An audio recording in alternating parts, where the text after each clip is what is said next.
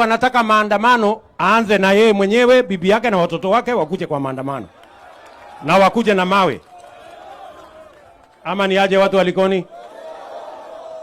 Ama ni aje? Yes. Hamuwezi kuwa ati watoto wenu mnawapeleka bunge.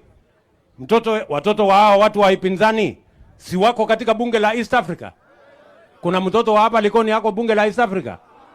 Sasa watoto wenu mnawapeleka bunge. Watoto wa hawa wa Kenya mnawapangia mawe, maandamano, wapigane na polisi. Hiyo ni unafiki kiasi gani, my friends? Sijui kama tunaelewana. Na ndio nimewaambia please tuheshimiane. Tukubaliane. Kenya ya fujo, vita, kuharibu mali, maafa, kuharibu biashara, hiyo haitakuwa Kenya hii, watafute Kenya ingine.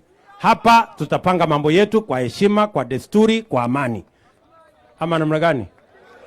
Sijui kama tunaelewana. Watu walikoni mnakubaliana na mimi? Hebu wale wanasema tunakubaliana pamoja tuendelee na hiyo safari. Hiyo ndio story. Maneno tuendelee Kenya. Na kazi yetu kubwa iwe ni kupanga vile hawa vijana watapata ajira. Vile tutapanga tuzalishe chakula ya kutosha. Vile tutapanga Kenya iweze kusonga mbele. Saa hizi mimi tayari nimeapprove. Tumesema kwa sababu tunataka kuongeza watalii hapa pwani.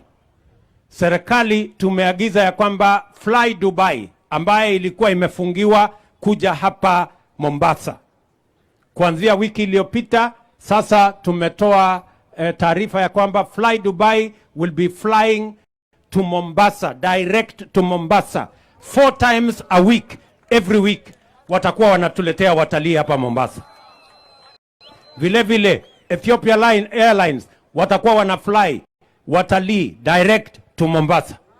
Sasa mimi nataka niwaulize. Mimi nitakuwa nashinda nikipanga vile watalii watakuja hapa. Na kuna viongozi wengine wanapanga vile watalii watafukuzwa hapa na maandamano na fujo na wale ni maadui, si maadui wa watu wa Mombasa.